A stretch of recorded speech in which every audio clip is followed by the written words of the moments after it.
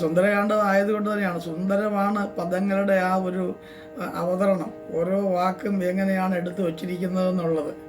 പരസ്പരം കൊരുത്തിട്ടിരിക്കുന്ന ഒരു മാല, മണികൾ കൊരുത്തിട്ടിരിക്കുന്ന വലിയ ഒരു മാല പോലെയാണ്, ജപമാല പോലെ ഒരു സുഖമുണ്ട് ഇതിലെ പദങ്ങൾ ചേർത്തിട്ടിരിക്കുന്നത് നമ്മൾ വായിക്കുമ്പോൾ. വളരെ ശ്രദ്ധേയമാണ് അത്. എഴുത്തച്ഛൻ്റെ കാവ്യകല ശക്തമായി നിൽക്കുന്ന ഒരു ദൃഷ്ടാന്തം കൂടിയാണ് ഈ സുന്ദരകാന്ഡം പറയാം. അതായത് മലയാള ഭാഷ, ഇന്നലെ ഞാനൊരു സാധനം ചൊല്ലി കേൾപ്പിച്ചത് ഓർമ്മയില്ലേ, തമിഴാണ് പോലിരിക്കും പക്ഷെ അത് മലയാളമാണ് എന്ന് പറഞ്ഞിട്ട്. അപ്പം അതിൽ നിന്ന്, ആ ഭാഷാ സ്വഭാവത്തിൽ നിന്ന് മലയാള ഭാഷ കുറേ ഡെവലപ്പായി വരാൻ, വികസിച്ച് വരാൻ കാരണം എഴുത്തച്ഛൻ്റെ ഈ രചനാരീതിയാണ്. അതിനെ മണിപ്രവാളം എന്നാണ് പറയുക. ഭാഷാ സംസ്കൃത യോഗോ മണിപ്രവാള എന്ന് പറയും. ഭാഷയുടെ എന്നുവെച്ചാൽ മലയാളത്തിൻ്റെയും സംസ്കൃതത്തിൻ്റെയും ഒരു വളരെ ചേർച്ച ഉള്ള രീതിയിലുള്ള കൊരുത്തെടുക്കലാണ്. ഭാഷയുടെയും സംസ്കൃതത്തിൻ്റെയും യോഗമാണ്. യോഗം എന്ന ചേർച്ച, അതാണ് മണിപ്രവാളം എന്ന് പറയുന്നത്. അങ്ങനൊരു മണിപ്രവാള ഭാഷയുടെ ആരംഭകാലത്തെ രചനയാണ് എഴുത്തച്ഛൻ്റെ ഈ അധ്യാത്മരാമായണം കിളിപ്പാട്ട്. അതിൻ്റെ മാതൃക പിടിച്ച് ഒരുപാട് ആളുകൾ പിന്നെ കവിതകളൊക്കെ എഴുതാനൊക്കെ തുടങ്ങി. പിന്നെ 18-ാം നൂറ്റാണ്ടിൽ കുഞ്ഞൻ നമ്പ്യാർ തുള്ളൽ കൃതികൾ എഴുതിയത് പോലും 64ഓളം തുള്ളൽ കഥകൾ അദ്ദേഹം എഴുതിയിട്ടുണ്ടെന്ന് പറയുന്നെങ്കിൽ 48 കൃതികളെ കണ്ടുകിട്ടിയിട്ടുള്ളൂ ഈ തുള്ളൽ കൃതികൾ. അപ്പോൾ അതിൽ ഭാഷ നോക്കിയാലും നമുക്കറിയാം, പച്ച മലയാളം പറയുന്നതിനിടയ്ക്ക് തന്നെ സംസ്കൃത പദങ്ങൾ കൂടെ കടന്നു വരും. അത് വളരെ രസനീയമായ ഒരു രസം കൂടെ അദ്ദേഹം സൂക്ഷിച്ചിട്ടുണ്ട്. ഹാസ്യമാണല്ലോ, അതുകൊണ്ട് തന്നെ ഇത് ഭക്തിഭാവമാണ് എന്നേ ഉള്ളൂ. ഈ ഭക്തിഭാവമാകുന്നത് കൊണ്ട് വെറും ഭക്തി എന്ന് മാത്രം വിചാരിച്ചാൽ പോരാ, എല്ലാ രസങ്ങളും വളരെ തന്മയത്വത്തോടു കൂടി തന്നെ എഴുത്തച്ഛൻ അവതരിപ്പിച്ചിട്ടുണ്ട് താനും. അപ്പോൾ അതുകൊണ്ട് തന്നെ ആ ഒരു അംശം ഉൾക്കൊണ്ടുകൊണ്ട് തന്നെയാണ് നമ്മൾ വായിക്കേണ്ടത്. വെറുതെ അങ്ങ് വായിച്ചു പോകലല്ല നമുക്ക് വേണ്ടത്. ഈ ചരിത്രബോധം കൂടെ ഉണ്ടാവുകയും ആ ചരിത്രബോധത്തോടൊപ്പം ഒരു സാഹിത്യബോധവും കൂടെ ജനിക്കുകയും ചെയ്തിട്ട് വേണം ഈ കഥാപ്രപഞ്ചത്തിലേക്ക് നമ്മൾ ഈ വാക്കുകളിലൂടെയും ആശയങ്ങളിലൂടെയും കടന്നു പോകാൻ. എന്നാലേ അത് ആസ്വദിക്കാൻ പറ്റും. അത് വളരെ പൂർണ്ണമായിട്ട് ആസ്വദിക്കാൻ കഴിയുക എന്നുള്ളതാണ് നമുക്ക് വേണ്ടത്. ഭാഗികമായി ആസ്വദിക്കാൻ കഴിയില്ല. ഒന്ന് നക്കിയിട്ട് മാറ്റി വയ്ക്കുന്നതല്ല, അത് മൊത്തം അത് മധുരമാണെന്ന് അനുഭവിക്കാൻ പാകത്തിൽ കഴിക്കണം. മധുരം വെറുതെ മധുരം എന്ന് പറഞ്ഞാൽ പോരാ. അപ്പോൾ അതുകൊണ്ട് ആ മധുരം, കാവ്യമധുരം ആസ്വദിക്കാൻ പാകത്തിൽ നമുക്കത് ഉൾക്കൊള്ളാൻ സാധിക്കണം. എന്തായാലും ഈ ഹനുമാൻ ഇങ്ങനെ സീതയെ അന്വേഷിച്ച്, അപ്പോൾ ലങ്കാലക്ഷ്മി നേരത്തെ പറഞ്ഞു ഹനുമാൻ ഇവിടെ നേരെ അങ്ങോട്ട് പോകുമ്പോൾ അശോകവനം കാണാം. അശോകവനത്തിൻ്റെ നടുവിൽ ഒരു വൃക്ഷം നിൽപ്പുണ്ട്, ശംശവാ വൃക്ഷം നിൽപ്പുണ്ട്. ആ ശംശവാ വൃക്ഷത്തിൻ്റെ ചുവട്ടിൽ വളരെ ഖിന്നയായിട്ട് സീതാദേവി ഇരിപ്പുണ്ടെന്ന് ലങ്കാശ്രീ പറഞ്ഞുവെങ്കിലും ഇയാളിത് നോക്കിയപ്പോൾ ഒന്നും കണ്ടില്ല. അവിടെ ഇവിടെയൊക്കെ നോക്കേണ്ട വനങ്ങളൊക്കെ കാണുന്നുണ്ട്, പൂന്തോട്ടങ്ങൾ കാണുന്നുണ്ട്, പിന്നെ അതുപോലെ തന്നെ ആളുകളൊക്കെ ഇരിക്കുന്നത് കാണുന്നുണ്ട്, മണിമാളികൾ കാണുന്നുണ്ട്, ഭക്ഷണശാലകൾ കാണുന്നുണ്ട്, അതുപോലെ സ്റ്റേജ് പോലെ ഈ പരിപാടികളൊക്കെ അവതരിപ്പിക്കുന്ന സ്റ്റേജുകൾ കാണുന്നുണ്ട്. ഒരുപാട് ആഹാര വസ്തുക്കൾ അവിടെ ചിതറിയൊക്കെ കിടക്കുന്നു, തിന്നതിൻ്റെ ബാക്കിയൊക്കെ കിടക്കുന്നു. രാത്രിയാണല്ലോ, സന്ധ്യ കഴിഞ്ഞ സമയത്തായത് കിടപ്പുണ്ട്. ചിലയിടത്ത് ഈ മ്യൂസിക് ഉപകരണങ്ങളെല്ലാം അടുത്ത് ഇങ്ങനെ അലങ്കോലമായിട്ട് കിടപ്പുണ്ട്. ചിലയിടത്ത് സ്ത്രീകൾ കിടന്നുറങ്ങുന്നുണ്ട്, ശരിയായ വസ്ത്രം ധരിക്കാതെ തന്നെ ആളുകൾ കിടന്നുറങ്ങുന്നത്.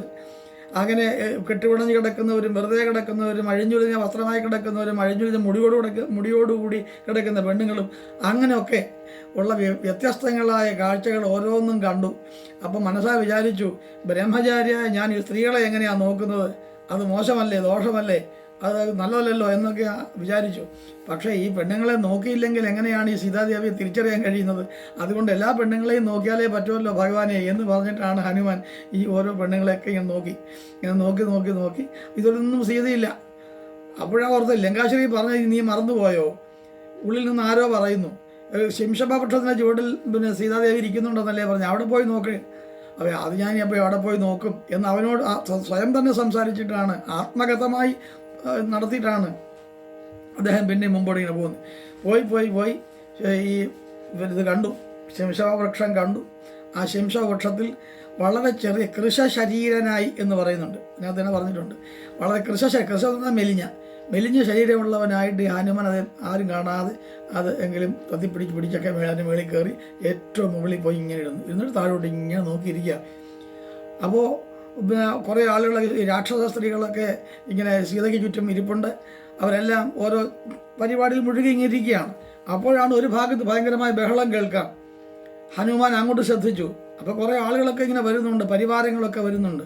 നോക്കിയപ്പോൾ അതി തേജോരൂപിയായിട്ട് സ്വർണ്ണാഭരണ വിഭൂഷിതനായിട്ട്, എന്ന് മാത്രമല്ല നടക്കുമ്പോൾ ശരീരത്തിൽ അണിഞ്ഞിരിക്കുന്ന സ്വർണ്ണാഭരണങ്ങളുടെ കിലുക്കം ഒരു സംഗീതധ്വനി പോലെ അനുഭവപ്പെടുകയാണ്. രാവണനൊരു സംഗീതജ്ഞനും കൂടി ആയിരുന്നു കേട്ടോ. വലിയ രീതിയിൽ സംഗീതം ചെയ്ത ആളാണ്. അതുപോലെ ഹനുമാനും വളരെ സംഗീതജ്ഞനായിരുന്നു.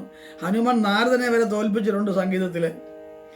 നാരദനാണല്ലോ സംഗീതത്തിൻ്റെ വളരെ വലിയ ആള്. കയ്യൊരു വീണയൊക്കെ ഉണ്ടല്ലോ, കച്ചവി എന്ന് പറയുന്ന വീണയൊക്കെ ഉണ്ട്. ആ വീണയൊക്കെ വീട്ടിൽ കൊണ്ടാണ് പുള്ളിക്കാരൻ വരുന്നത്. വലിയ നാദസ്വരൂപനാണ് നാരദൻ. അപ്പോൾ എന്നിട്ടും ആ നാദസ്വരൂപനായ ഈ നാരദനെ ഹനുമാൻ പാടി തോൽപ്പിച്ച ഒരു കഥയുണ്ട്. അപ്പോൾ അങ്ങനെ സംഗീതം അവിടെ ഉണ്ട്. രാവണനാണെങ്കിൽ സംഗീതം നന്നായി അറിയാം. രാവണന് സംഗീതം മാത്രമല്ല, സംസ്കൃതം അറിയാം, ശാസ്ത്രങ്ങൾ അറിയാം, വലിയ പാണ്ഡിത്യമൊക്കെ ഉണ്ട്. സൗന്ദര്യ ആരാധകരാണ്, ഭാവനാശാലിയാണ്, ഒക്കെയാണ് രാവണൻ. അത്ര മോശമൊന്നുമല്ല. അപ്പോൾ അങ്ങനെ ആ നടന്നു വരുമ്പോൾ ആ രാവണൻ്റെ ശരീരത്തിൽ അണിഞ്ഞിരിക്കുന്ന സ്വർണ്ണാഭരണങ്ങളുടെ കിലുക്കത്തിൽ ഒരു സംഗീത ധ്വനിയാണ് പുറപ്പെടുന്നത്. അങ്ങനെ അദ്ദേഹം നടന്ന് അദ്ദേഹം തന്നെ പറയണം, ഞാൻ അങ്ങനെ ഉപയോഗിക്കുന്നത്. രാവണനെ ഒരു പരിധി എനിക്ക് ഇഷ്ടമാണ്, അതുകൊണ്ടാണ് ഞാൻ അങ്ങനെ പറയുന്നത്. കൂടെ അദ്ദേഹം എന്ന് വിളിക്കുന്നത്. അല്ലെ അയാളെന്നും ഒക്കെ പറഞ്ഞാൽ ബുദ്ധിമുട്ടെന്നും നീചനെന്നൊക്കെ പറയാമല്ലോ. എല്ലാവരുടെയും സ്വഭാവത്തിലുണ്ട് ഈ നീചത്വമൊക്കെ. ആരുടെ സ്വഭാവത്തിലാണ് ഇതില്ലാത്തത്? അത് നമ്മുടെ സ്വഭാവത്തിൽ ഒരു പകുതി ഭാഗം രാവണൻ്റേതാണ്, പകുതി ഭാഗമേ രാമൻ്റേതായിട്ട് വരുന്നുള്ളൂ. എപ്പോഴും അങ്ങനെ തന്നെയാണ്. എന്തായാലും ശരി, അങ്ങനെ രാവണൻ ഇങ്ങനെ നടന്ന് സിദ്ധാന്തികത്തിലെത്തി. അഴകിയ രാവണൻ എന്നാണ് പറയുന്നത്. അഴകിയ രാവണനായിട്ട് എത്തുകയാണ്. അതിന് രാവണൻ്റെ പുറപ്പാട് എങ്ങനെയെന്ന് ഇവിടെ വർണ്ണിക്കുന്നുണ്ട്. അത് ഞാൻ വായിച്ചിട്ട് ബാക്കി പറയാം. രാവണൻ്റെ പുറപ്പാട് അത് നമുക്ക് നോക്കാം. പുസ്തകമുള്ളവർ നോക്കണം. രാവണൻ്റെ പുറപ്പാട്. ഇതി ബലവുമകതളിരിലോർത്തു കപിവരൻ ഇത്തിരി നേരമിരിക്കും ദശാന്തരേ അസുരകുലവര നിലയനത്തിൻ പുറത്തു നിന്ന് ആശു ചില ഘോഷശബ്ദങ്ങൾ കേൾക്കായി. കിമിതം, എന്താണിത്? കിമിതം ഇതി സപതി കിസലയ ചയ നിലീനനായി കീടവദ്ദേഹം മറച്ചു മരുവിനാൻ. വിബുധകുലരിബുദശമുഖൻ വരവ് എത്രയും വിസ്മയത്തോടു കണ്ടു കവി കുഞ്ചരൻ. അസുരസുര നിശിചര വരാംഗനാവൃന്ദവും അദ്ഭുതമായുള്ള ശൃംഗാരവേഷവും ദശവദനൻ അനവരതം ചേർത്ത് പറയുമ്പോൾ ദശവദനൻ അനവരതം അകതളിരിലുണ്ടു തൻ ദേഹനാശം ഭവിക്കുന്നതെന്ന് ഈശ്വര സകല ജഗദധിപതി സനാതനൻ സന്മയൻ സാക്ഷാൽ മുകുന്ദനെയും കണ്ടു ഞാൻ നിശിതതര ശരശകലിതാംഗനായി. നിശിതതര ശകലിതാംഗനായി കേവലേ നിർമ്മലമായ ഭഗവൽ പദാംബുജേ. വരദൻ അജൻ അമരും അമൃതാനന്ദപൂർണമാം വൈകുണ്ഠരാജ്യം എനിക്കെന്നു കിട്ടുന്നു. അതിനുപത സമയമിതമിതി മനസ്സി കരുതി ഞാൻ അംഭോജപുത്രിയെ കൊണ്ടുപോന്നേടിനേൻ.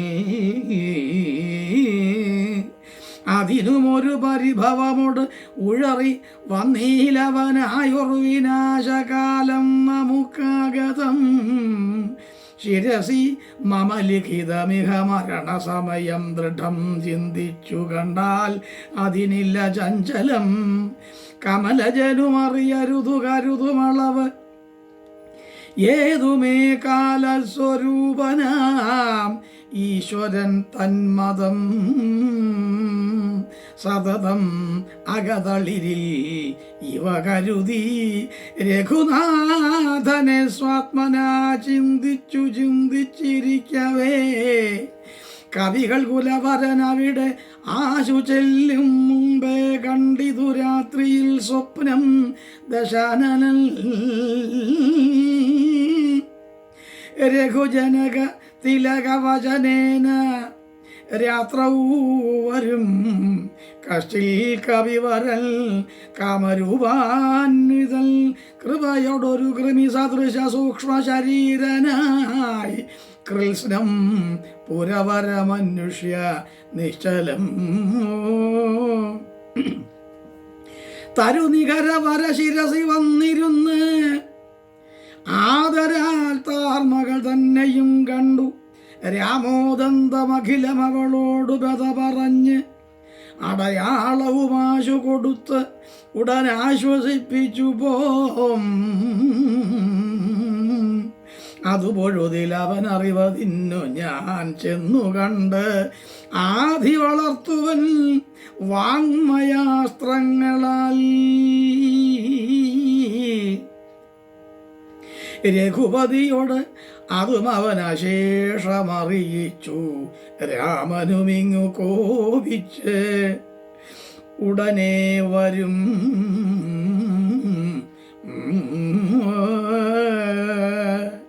രണശിരസി സുഖമരണം അതിനിശിതമായുള്ള രാമശരമേറ്റേ എനിക്കും വരും ദൃഢം പരമഗതി വരുവതിനു പരമൊരുപദേശമാം പന്ഥാവിത് മമ പാർക്കയില്ലേതുമേ സുര നിവഹമതിബലവശാൽ സത്യമായി വരും സ്വപ്നം ചിലർക്ക് ചില കാലമൊക്കണം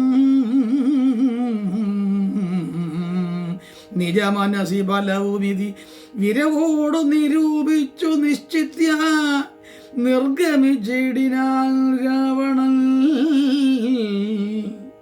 കനകമണി വലയ കടകാംഗത നൂപുര കാഞ്ചി മുഖാഭരണാരാവമന്തികെ ഒന്നുകൂടെ കനകമണി വലയ കടകാംഗത നൂപുര കാഞ്ചി മുഖാഭരണാരാവം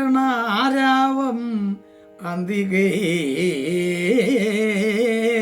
കനകമണി വലയ കടകാംഗത നൂപുര കാഞ്ചി മുഖാഭരണ ആരാവമന്തികെ വിവശതര ഹൃദയമൊടു കേട്ടു നോക്കും വിധൗ വിസ്മയമാറു കണ്ടു പുരോഭുവി വിബുധരിപു നിശിചര കുലാധിപൻ തൻ വരവ്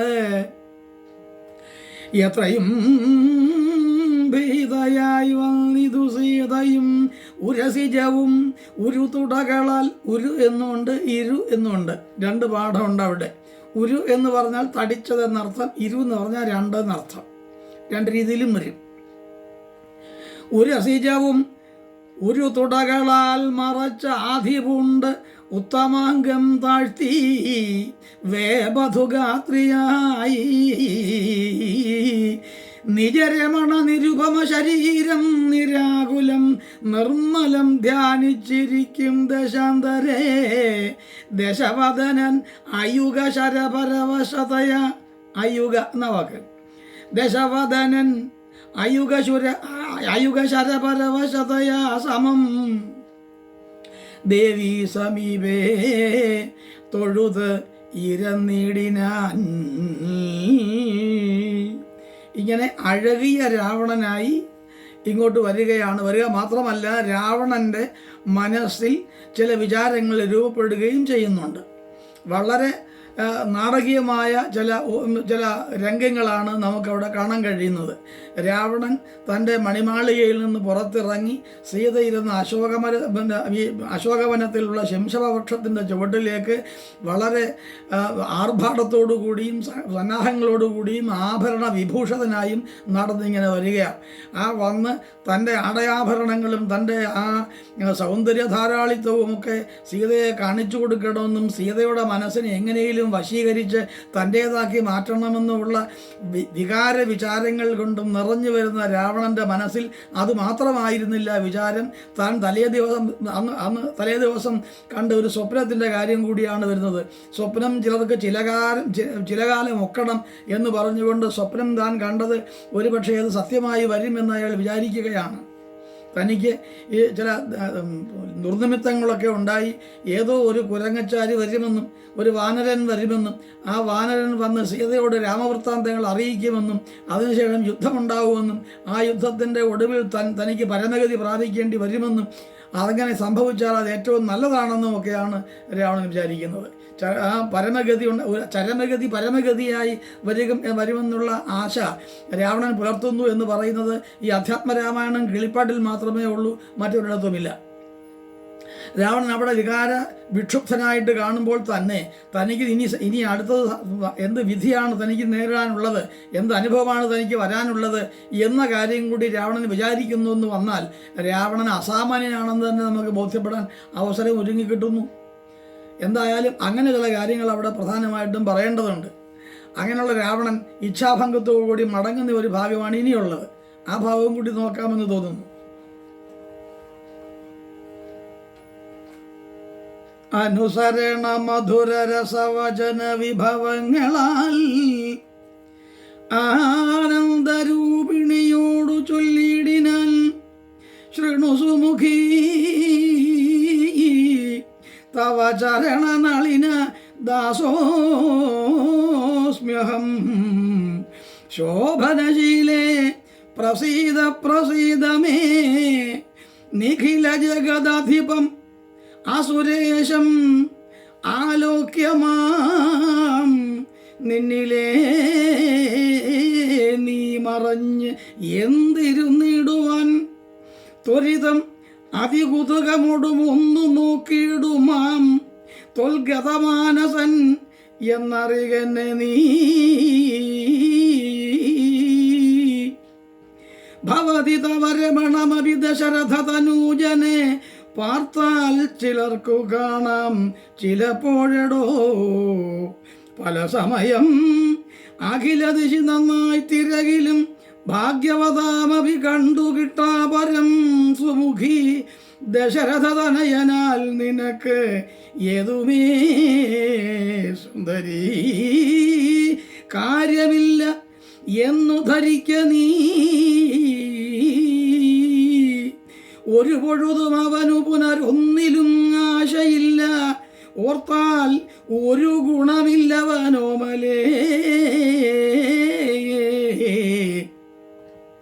സുദൃഢം അനവരതം ഉപഗൂഹനം ചെയ്കിലും സുഭ്രു സുചിരം അരികെ വസിക്കിലും തവ ഗുണസമുദയം അലിവോടു ഭുജിക്കിലും താൽപര്യം മിന്നിലില്ല അവനേതുമേ ശരണം അവൻ ഒരുവരും ഒരിക്കലുമില്ലിനി ശക്തിവിഹീനൻ വരികയുമില്ലല്ലോ കിമപി നഹി ഭവതി കരണീയം ഭവതിയാൽ കീർത്തിഹീനൻ കൃതഘ്നൻ തുലോം നിർമ്മമൻ മതരഹിതൻ അറിയരുതു കരുതുമളവാർക്കുമേ മാനഹീനൻ പ്രിയേ പണ്ഡിതമാനവാൻ നിഖില വനചര നിവഹ മധ്യസ്ഥിതൻ നിഖില വനചര നിവഹ മധ്യസ്ഥിതൻ ഭൃശം നിഷ്കിഞ്ചന പ്രിയൻ ഭേദഹീനാത്മകൻ ശോഭജനും ഒരവനിസുരവരനും അവനൊക്കും ഈ ശ്വാക്കളും ഗോക്കളും ഭേദമില്ല ഏതുമേ ഭവതിയെയും ഒരു ശബരതരുണിയെയും ആത്മനാ പാർത്തു കണ്ടാൽ അവനില്ല ഭേദം പ്രിയേ ഭവതിയെയും അകതളിരിൽ അവനിഹ മറന്നിത് ഭർത്താവിനെ പാർത്തിരുന്നതിനി മതി ത്വയി വിമുഖൻ അവൻ അനിശം അതിനു നഹി സംശയം ത്വദ്ദാസദാസോഹം അദ്യ ഭജസ്വമാ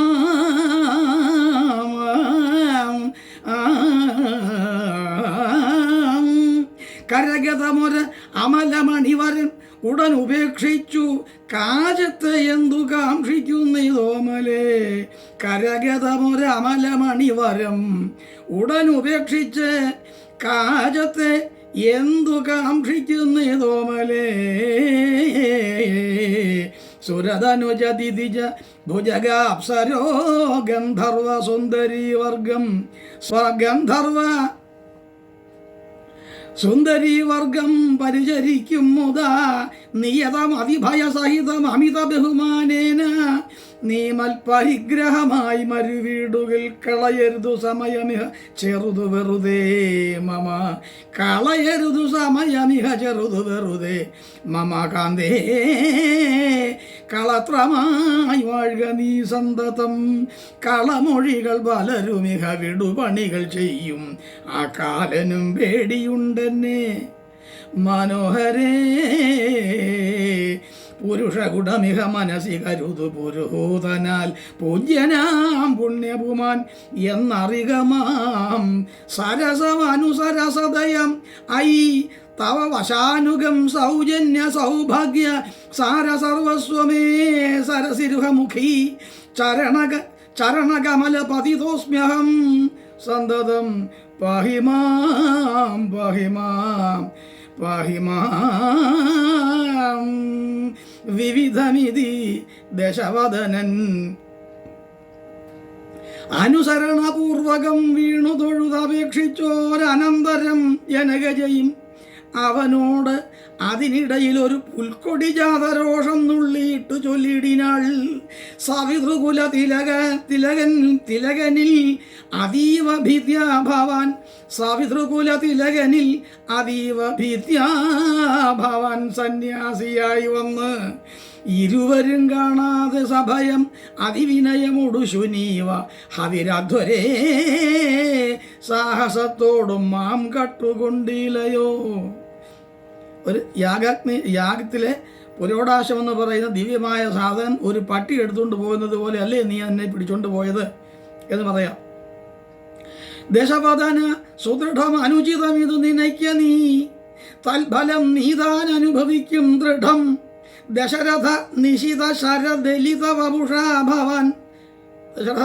ദശരഥൻ്റെ രാമൻ്റെ കയ്യിലിരിക്കുന്ന മൂർച്ചയേറിയ ശരമേറ്റിട്ട് ശരീരം മുറിപ്പെട്ടവനായിട്ട് നീ എന്നാണ്.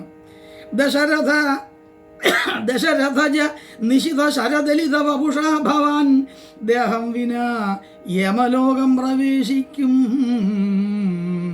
രഘുജനന തിലകൻ ഒരു മനുജൻ ഇതി മനസേ രാക്ഷസരാജ നിനക്ക് തോറ്റമ്പലാൽ ലവണജലനിധിയെ രഘുകുല തിലകൻ ആശ്രമം ലംഘനം ചെയ്യും അതിനില്ല സംശയം. ലവസമയമൊടു നിശിത വിശിഖ പരിപാതേന ലങ്കയും ഭസ്വമാക്കിയിടും അരക്ഷണാൽ സഹജസുത സജീവ ബലപതികളോടുകൂടവേ സന്നമാം നിന്നുട സൈന്യവും നിർണയം അവനവൻ അതിനിപുണതരൻ അവനിഭരനാശനൻ ആദ്യധാതാവപേക്ഷിച്ചതു കാരണം അവതരണം അവനിതലമതിൽ അതിദയാപരൻ ആശു ചെയ്തിടിനാൻ നിന്നെ ഒടുക്കുവാൻ ജനക നൃപവരനു മകളായി പിറന്നേനഹം ചെമ്മേ അതിനൊരു കാരണഭൂതയായി അറിക തവ മനസ്സി പുനരിനി ഇരവിനോട് വന്നാശുമാം കൊണ്ടുപോം നിന്നെയും കൊന്നവൻ ഇതി മിഥുല നൃപതി മകൾ പരുഷവചനങ്ങൾ കേട്ട് ഏറ്റവും ക്രുദ്ധനായോരു ദശാനനൻ അതിചപലതര ഭുവി കരാളം കരവാളവാശു ഭൂപുത്രിയെ കൊല്ലുവാൻ ഓങ്ങിനാൻ. ഇവിടെ ഈ അഴകിയ രാവണൻ ഇങ്ങനെ പ്രണയാഭ്യർത്ഥന നടത്തി തൻ്റെ ശ്രേഷ്ഠതയെല്ലാം വെളിപ്പെടുത്തി എങ്ങനെയെങ്കിലും സീതയെ വശത്താക്കാനുള്ള തന്ത്രങ്ങൾ പലതും മെനഞ്ഞു. പക്ഷെ അതൊന്നും വില പോയില്ല, ഒന്നും നടന്നില്ല. സീത എന്ന പതിവ്രതാരത്നത്തിൻ്റെ മുമ്പിൽ പരപുരുഷൻ്റെ യോഗ്യതകൾ എന്തൊക്കെ ഉണ്ടെങ്കിലും തൻ്റെ ആര്യപുത്രൻ്റെ ഗുണഗണങ്ങളോളം വരില്ലെന്ന് പൂർണ്ണബോധ്യമുള്ള സീതാദേവി ഈ രാവണനെ ജാതരോഷം ഒരു അടുത്ത് നിന്ന് ഒരു പുൽക്കൊടി എടുത്ത് വലിച്ചു പറിച്ചിട്ടിട്ട് അതിനെ നോക്കിക്കൊണ്ടാണ് സംസാരിക്കുന്നത്. പരപുരുഷ ദർശനം തനിക്ക് പാപമാണ് എന്ന് ബോധ്യമുള്ള സാധ്വിയാണ് സീത. ആ സാധ്വീരത്നമായ സീത ഈ ജാതരോഷം വർദ്ധിച്ച കോപത്തോടുകൂടി ഒരു പുൽക്കൊടി ഇങ്ങനെ വലിച്ചു പറിച്ചിട്ടിട്ട് അതിനെ നോക്കിക്കൊണ്ട്, അത് രാവണനാണ് സങ്കല്പിച്ചുകൊണ്ടാണ് അവരിങ്ങനെ കാര്യങ്ങളൊക്കെ പറയുന്നത്. ഹേ രാവണ, നീ എന്തറിഞ്ഞിട്ടാണ് ഇങ്ങനെ? പതിവ്രത രത്നമായ സാധ്വിയായ എനിക്ക് വേറൊരു പുരുഷനെ ആവശ്യമില്ല. രാമനോളം വരില്ല നീ. യാതൊരു തരത്തിലും രാമൻ മനുഷ്യനാണെന്ന് മാത്രമേ നിനക്കറിയാവൂ. അങ്ങനെ മനുഷ്യനായ രാമനായാൽ പോലും അദ്ദേഹത്തിൻ്റെ ശരങ്ങൾ കൊണ്ട് നിന്റെ ദേഹം ശകലിതമായി തീർന്നിട്ട് നിനക്ക് ഉടലോടെ സ്വർഗത്ത് പോകാമെന്ന് വിചാരിക്കേണ്ട. ഉടലില്ലാതെ നീ നരകത്തിലേക്ക് തന്നെ പോവുകയുള്ളൂ എന്ന് സീത ഭർസനം അങ്ങ് ചൊരിയുകയാണ്. ഒരുപാട് ശകാരവാക്കുകൾ അങ്ങ് ചൊരിയുകയാണ്, പരുഷമായ നിലയിൽ ചൊരിയുകയാണ്. ഇതെല്ലാം കേട്ടിട്ട് രാവണൻ മറുപടി ഒന്നും പറയാതെ ഇത് കേട്ട് നിന്നിട്ട് വർദ്ധിച്ച കോപത്തോടുകൂടി തൻ്റെ കൈവശം ഉണ്ടായിരുന്ന ആ ചന്ദ്രഹാസം വലിച്ചെടുത്തു സീതയെ കൊല്ലുന്നതിന്. പക്ഷേ വലിച്ചെടുത്തുവെങ്കിലും ഇതെല്ലാം മുകളിൽ ശംശാവൃക്ഷത്തിൻ്റെ മുകളിൽ ഇരുന്നു കൊണ്ട് വാദാത്മജനായ ഹനുമാൻ കണ്ടുകൊണ്ടിരിക്കുകയാണ്. ഇതെല്ലാം കണ്ടുകൊണ്ടിരിക്കുകയാണ്, ഈ ദൃശ്യങ്ങൾ ഓരോന്നും. ഒട്ടൊരു ക്ഷണം നിന്നിട്ട് വെട്ടിയാൽ പിന്നെ സ്വന്തമാക്കാൻ കഴിയില്ലല്ലോ, മരിച്ചു പോവില്ലേ. എന്നിട്ട് പരുഷതയോടുകൂടി പറഞ്ഞു, നാളെ എനിക്ക് പ്രാബല്യം നിന്റെ മാംസമായിരിക്കും, ഓർത്തോ എന്ന് പറഞ്ഞു. എന്നിട്ട് വെട്ടിത്തിരിഞ്ഞ് അടുത്തിരുന്ന നിശാചരികളോട്, രാക്ഷസ സ്ത്രീകളോട് പറഞ്ഞു, എങ്ങനെയെങ്കിലും ഇവളെ പറഞ്ഞ് വശത്താക്കിയേക്കണം, ഇല്ലെങ്കിൽ നിങ്ങളുടെ തല കാണുകയില്ല. അലങ്കൃത്യ ശിരച്ഛേദം എന്നാണ് രാവണന്റെ നയം തന്നെ. കെട്ടി ഒരുക്കി അലങ്കരിച്ച് നിർത്തും, എന്നിട്ട് കഴുത്ത കണ്ടിച്ചളയും. അലങ്കൃത്യ ശിരച്ഛേദം എന്നാണ് വാൽമീകി അതിനെക്കുറിച്ച് പറയുന്നത്. ആ ഒരു രീതി, അത്രത്തോളം രോഷമാണ് രാവണൻ്റെ കോപം. അതീവ കോപമാണ്. ഈ തിരുവായ്ക്ക് എതിർവായില്ലെന്ന് പറഞ്ഞാൽ ഒന്നിൽ പഴിച്ച് രണ്ടാമത് പിളച്ഛേദമാണ്. അങ്ങനെ എല്ലാവർക്കും അറിയാമത്. പക്ഷേ സീതയ്ക്കുണ്ടോ ഇത് ഭയമാകുന്നു? സീതയ്ക്ക് ഇതൊന്നും പ്രശ്നമല്ല. കാരണം താൻ ഇനിയിപ്പം മരിച്ചാൽ മതി, തനിക്ക് എന്തായാലും രാമൻ തന്നെ കൊണ്ടുപോകില്ലെന്ന് ഉറപ്പാണ്. രാവണനോട് ഇങ്ങനെയൊക്കെ പറഞ്ഞു. പക്ഷേ ഇനി എന്താ തനിക്ക് ചെയ്യാൻ കഴിയുന്നത് എന്ന് വിചാരിച്ച് ഈ സീത വളരെ ദുഃഖിതയായിട്ട് ഇരുന്നു. അപ്പോഴേ രാക്ഷസ സ്ത്രീകളെല്ലാം കൂടെ ചുറ്റും കൂടിയിട്ട് ഓരോ തരത്തിലുള്ള അനുനയ വാക്കുകൾ പറഞ്ഞു. ചിലർ ഭീഷണിപ്പെടുത്തി, ചിലർ പിടിച്ച് തിന്നെന്ന് പറഞ്ഞ് വായും പിളർന്നുകൊണ്ട് ചെന്നു, ചിലർ നഖവും കൊണ്ട് മാന്താൻ ചെന്നു. ഇങ്ങനെ പലതരത്തിലുള്ള ഉപദ്രവങ്ങളൊക്കെ വന്ന് പേടിച്ച് അരണ്ട് ഈ ശംശവൃക്ഷത്തിൻ്റെ ചുവട്ടിൽ സീത ഇങ്ങനെ വിറങ്ങലിച്ചിങ്ങനെ ഇരിക്കുകയാണ്. ഇത് ഹനുമാൻ കണ്ടുകൊണ്ട് ഇങ്ങനെ ഇരിക്കുന്നു. അങ്ങനെ കുറേ സമയം കഴിഞ്ഞപ്പോൾ ഈ രാക്ഷസ സ്ത്രീകളെല്ലാം കൂടെ കിടന്നങ്ങ് ഉറങ്ങി, ഗാഠനിദ്രയിൽ മുഴുകി. എല്ലാവരും ഗാഠമായി ഉറങ്ങി. ഗാഠനിദ്ര എന്ന് പറഞ്ഞാൽ പിന്നെ തട്ടി വിളിച്ചാലും അറിയത്തില്ല, അത്രത്തോളം ഭയങ്കര ഉറക്കമാണ്. രാക്ഷസികളുടെ ഉറക്കം അങ്ങനെ എന്താ പറയുന്നത്.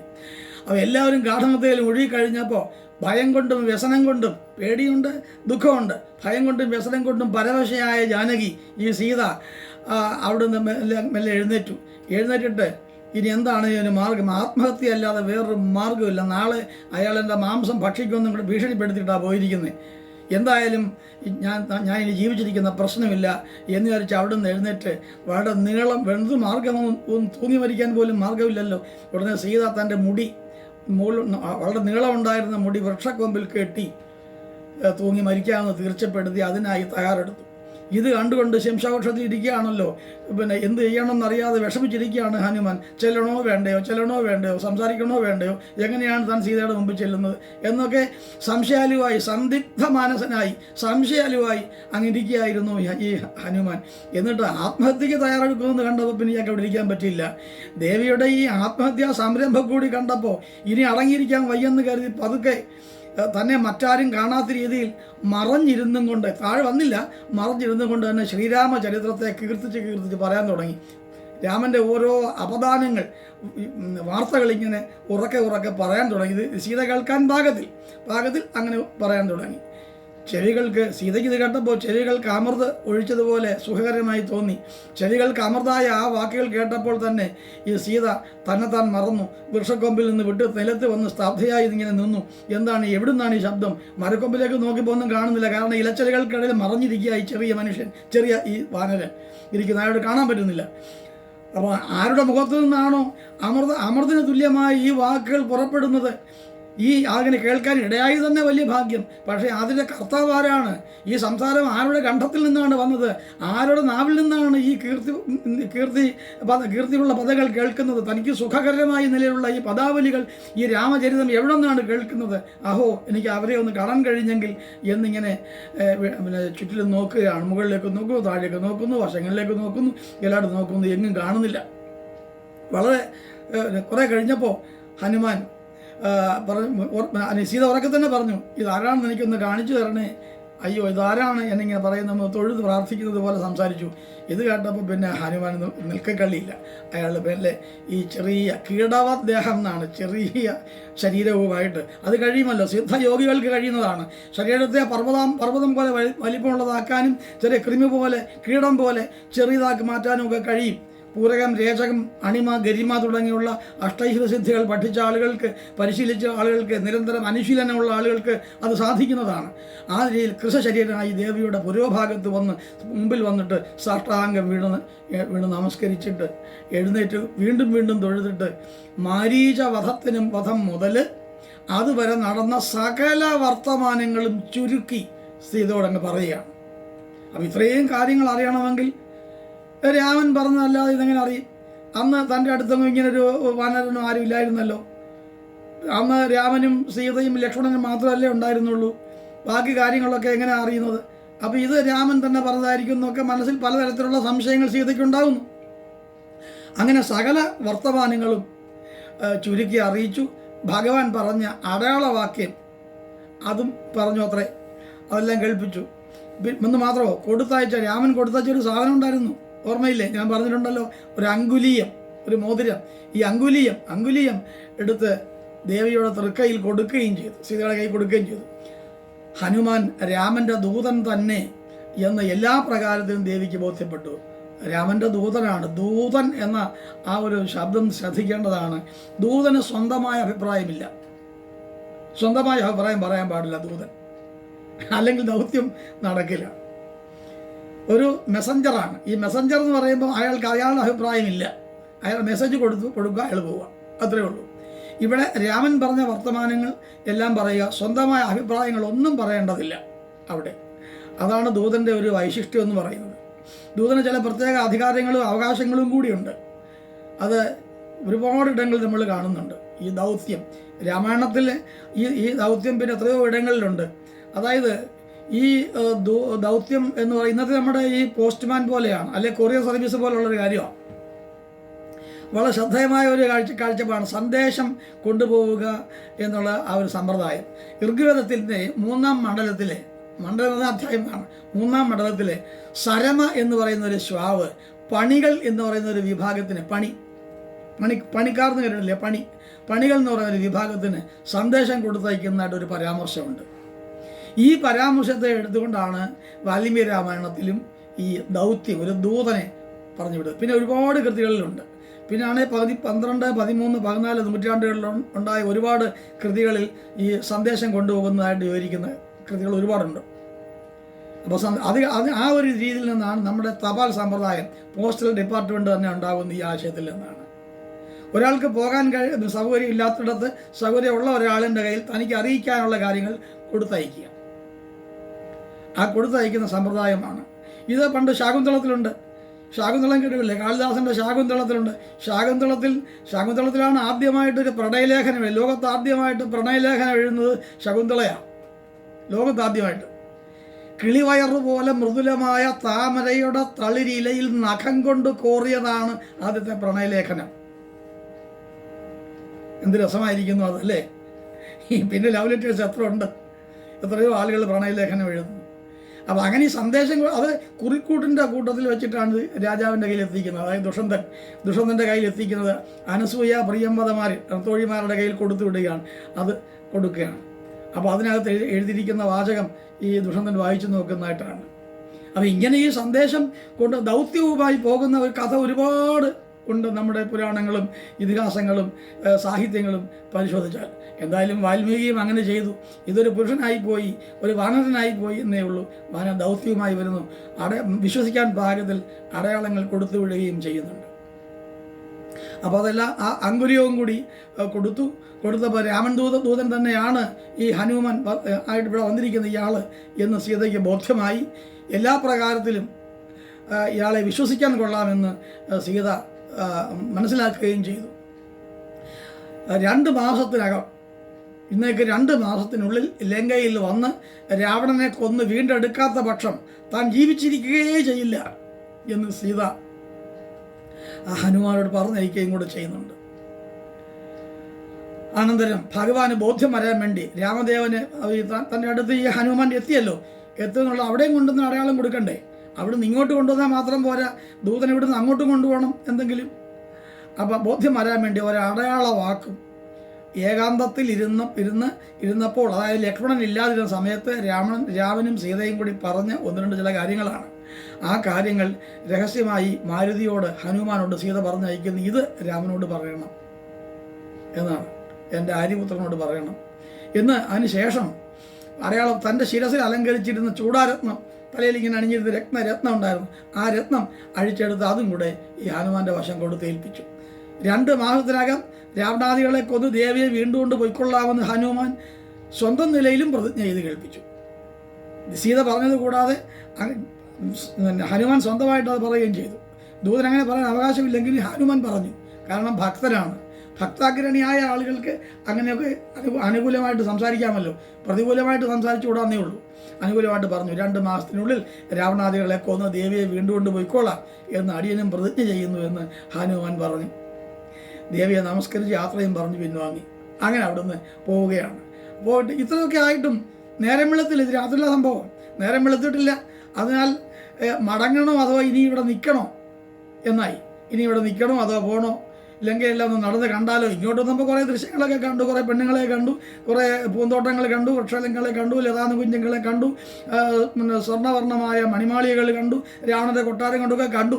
പക്ഷേ ഇനി എന്തെങ്കിലും കാണാനില്ല. സ്വർണ്ണമയി ലങ്കയാണ്, അത് മുഴുവനും സ്വർണ്ണമയമാണ്. ചേതോഹരമായി ഒരുപാട് ശ്രേഷ്ഠതയുള്ള ഒരു നഗരമാണ് ലങ്ക. അത് നടന്ന് കാണണോ എന്ന് ഒരു സംശയം. അപ്പോൾ എന്തായാലും അവിടെ ചെന്ന് എല്ലാവരും ചോദിക്കും, ഹനുമാൻ നീ അവിടെ പോയിട്ട് എന്തൊക്കെ കണ്ടടേ എന്ന് ചോദിച്ചാൽ എന്തെങ്കിലും പറയണ്ടേ? ആ പറയാൻ പാകത്തിൽ എന്തെങ്കിലുമൊക്കെ ഒന്നുകൂടെ ഒന്ന് കണ്ടിട്ട് പോകാമെന്ന് മാരുതിയിലെ ഹനുമാന്റെ മനസ്സ്, ആ ചാവല്യമുള്ള മനസ്സിന് തോന്നി. അതനുസരിച്ച് അവിടുന്ന് ഇവിടുന്നൊക്കെ നോക്കി അശോകവനത്തെയും അവിടെ പാറാവുകാരായ സൈന്യങ്ങളെയും ഒക്കെ കണ്ടു. ഉടനെ തന്നെ അശോകവനം മുഴുവൻ തല്ലി തകർക്കാൻ തുടങ്ങി. ഞാനിവിടെ എത്തിയെന്നല്ല ബോധ്യപ്പെടുത്തണ്ടേ. അശോകവനത്തിലെ വൃക്ഷങ്ങളും മറ്റ് കുടിലുകളും അവിടെയുള്ള ഉപവനങ്ങളുടെ മറ്റ് സുന്ദരമായ ദൃശ്യങ്ങളും അതെല്ലാം നശിപ്പിച്ച് നാശമാക്കി മുഴുവനും. ഇത് ശബ്ദവും ബഹളമൊക്കെ, ഭയങ്കരമായ ബഹളവും ഈ കൂക്കി വിളികളും ഒക്കെ കേട്ടു, നിലവിളികളും ഒക്കെ കേട്ടു. ആളുകൾക്ക് ഉപദ്രവം വരുന്നു. അവരെല്ലാം കിടന്ന് കരയൊക്കെ വിളിക്കുകയൊക്കെ ചെയ്യുന്നത് കേട്ടിട്ട് ഉറങ്ങിക്കിടന്ന സൈന്യങ്ങളെല്ലാം ഉണർന്ന് പരിഭ്രമത്തോടെ ആയുധങ്ങളെടുത്ത് യുദ്ധത്തിന് വേണ്ടി ഓടി വന്നു. ഹനുമാൻ അവിടുത്തെ വലിയ വൃക്ഷം അങ്ങോട്ട് പിഴുതെടുത്ത് കടയോടെ പറിച്ചെടുത്ത് അവരെല്ലാം ആ വൃക്ഷം ഉപയോഗിച്ച് ആട്ടിച്ചു കൊന്നു. സർവരെ ആട്ടിച്ച് ചതച്ച് നശിപ്പിച്ച് അവിടെല്ലാം ഒരുപാട് ആളുകൾ മരണപ്പെട്ടു. വിവരം രാവണ ചക്രവർത്തി അറിഞ്ഞു. ത്രിലോക പുരന്തരനായ രാവണ ചക്രവർത്തി ഇതറിഞ്ഞു. അറിഞ്ഞിട്ട് ഇതെന്താ ഇങ്ങനെ സംഭവിക്കാൻ കാര്യം എന്ന് അമ്പരന്നു. ഇതുവരെ ഒരു കുഴപ്പമില്ല, ഞാൻ കുറച്ച് മുമ്പല്ലേ സീതയുടെ അടുത്ത് ഇങ്ങോട്ട് പോരുന്നത്, അങ്ങനെ ഒരു കുഴപ്പമില്ലായിരുന്നല്ലോ, അതിനിടയ്ക്ക് എന്ത് സംഭവിച്ചു? വേഗത്തിൽ കുറേ സൈന്യങ്ങളെയും 4-5 സേനാനായകന്മാരെയൊക്കെ അങ്ങോട്ട് പറഞ്ഞയച്ചു. താമസം ഉണ്ടായില്ല. അവരെയും ഈ ഹനുമാൻ കയ്യിലിരുന്ന വൃക്ഷം എടുത്ത് ആട്ടിച്ചു കൊന്നു കളഞ്ഞു. വർത്തമാനം പറഞ്ഞ രാവണന് ക്രോധം സഹിക്കാൻ കഴിഞ്ഞില്ല. വർദ്ധിച്ച കോപം, ജ്വലിക്കുന്ന കോപത്തോടുകൂടി നേരെ യുദ്ധത്തിനായിട്ട് തയ്യാറെടുക്കുകയാണ്. കാരണം ക്രോധാവിഷ്ടനായി താൻ തന്നെ യുദ്ധത്തിന് പോയി കളയാം എന്ന് പറഞ്ഞ് വന്നപ്പോൾ രാവണൻ്റെ മകനായ അക്ഷയകുമാരൻ എന്നും പറയും. അക്ഷകുമാരൻ പറഞ്ഞു, അച്ഛാ ഞാൻ പോയി എന്താണ് പ്രശ്നം എന്ന് അന്വേഷിച്ച് വരാം, ആരാണോ അവിടെ ചെയ്തതെന്ന് നോക്കിയിട്ട് അവരെ വധിക്കാം, എന്തെങ്കിലും അങ്ങനെ വാനരാണെങ്കിൽ ആ വാനരാണെന്ന് ആളുകൾ പറയുന്നത് കേട്ടത്, അവിടെ ആ വാനരാണെങ്കിൽ വാനനെ പിടിച്ചു കെട്ടിക്കൊണ്ട് വരാം എന്നൊക്കെ പറഞ്ഞു. പുറപ്പെട്ടു. ശരി എന്നാൽ പോട്ടോ, നീ പോട്ടു വാ, വേഗം വേണം, എനിക്ക് ദേഷ്യം സഹിക്കാൻ വയ്യ, വേഗം പോയിച്ചു വന്നു പറഞ്ഞു. അങ്ങോട്ട് ചെന്നു ഹനുമാനെ വളഞ്ഞു. ഭയങ്കരമായി ശരവർഷം തുടങ്ങി. അസ്ത്രശാസ്ത്രങ്ങൾ പ്രയോഗിക്കാൻ തുടങ്ങി. അതെല്ലാം ദേഹത്തൊക്കെ അങ്ങ് കൊണ്ടു. അതെല്ലാം അനങ്ങില്ല, കുത്തിയിരുന്ന് അനങ്ങാതെ അതെല്ലാം ദേഹത്ത് ഏറ്റുവാങ്ങി. എന്നിട്ട് ശരീരം എടുത്തു കുടഞ്ഞു കഴിഞ്ഞപ്പോൾ ഈ അമ്പെല്ലാം തെറിച്ച് ദൂരെ പോയി. എന്നിട്ട് അതിലെ വൃക്ഷം ഇങ്ങോട്ട് എടുത്ത് അവന്മാരെല്ലാം കൂടെ അടിച്ചു വന്നു. അക്ഷകുമാരനും കൂടെ വധിക്കപ്പെട്ടു എന്ന് കേട്ടപ്പോൾ രാവണനെ സഹിക്കാൻ പറ്റുമോ?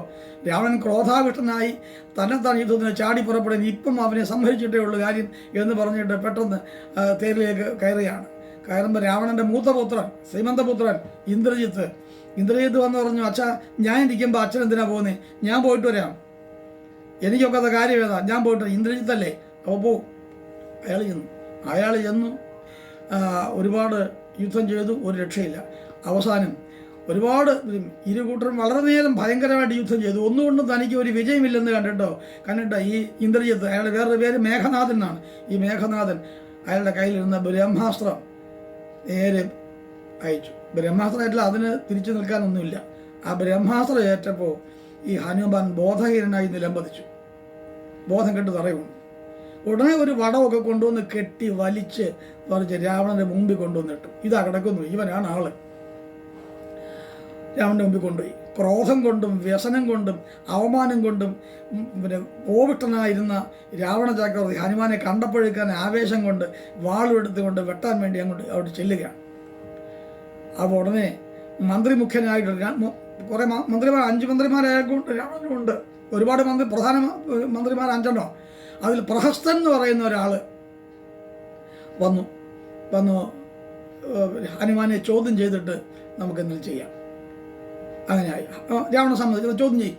എന്തിനാ വന്നതൊക്കെ ചോദിക്കുക, എല്ലാവരും വേഗം ക്വസ്റ്റ്യൻ ചോദിക്കും. എന്തിനാ വന്നത്, എന്തിനാ അവിടെ കടന്നുകൂടിയത്, എന്തായി നാശം കാണിക്കാൻ കാര്യം, ഇത്ര ആളുകളെ കൊല്ലാൻ എന്താ കാര്യം, ഇതൊക്കെ ചോദിക്കുക എന്ന് പറഞ്ഞു. അവ പ്രഹസ്തൻ പറഞ്ഞു, ഹനുമാനോട് ചോദ്യം ചെയ്തു, നീ ആരാണ്, എന്തിനാണ് അർദ്ധരാത്രിക്ക് ആരും അറിയാതെ ഇവിടെ കയറി വന്നത്, എന്തിനാ അശോകമാണ് മൊത്തം നശിപ്പിച്ച് കളഞ്ഞത്, ഇത്രയും ആളുകളെ എന്തിനാ കൊന്നത്, അസംഖ്യൻ രാക്ഷസന്മാരെയാണ് നീ കൊന്നിരിക്കുന്നത്, ഒരു കുറ്റവും ചെയ്യാതെ വെറുതെ കിടന്ന് ഉറങ്ങുകയായിരുന്നവന്മാരെ എല്ലാം കൂടെ നീ അടിച്ചു വന്നില്ലേ, എന്തിനാ അടിച്ചു വന്നത്? അങ്ങനെ കുറേ ചോദ്യങ്ങൾ ചോദിച്ചു.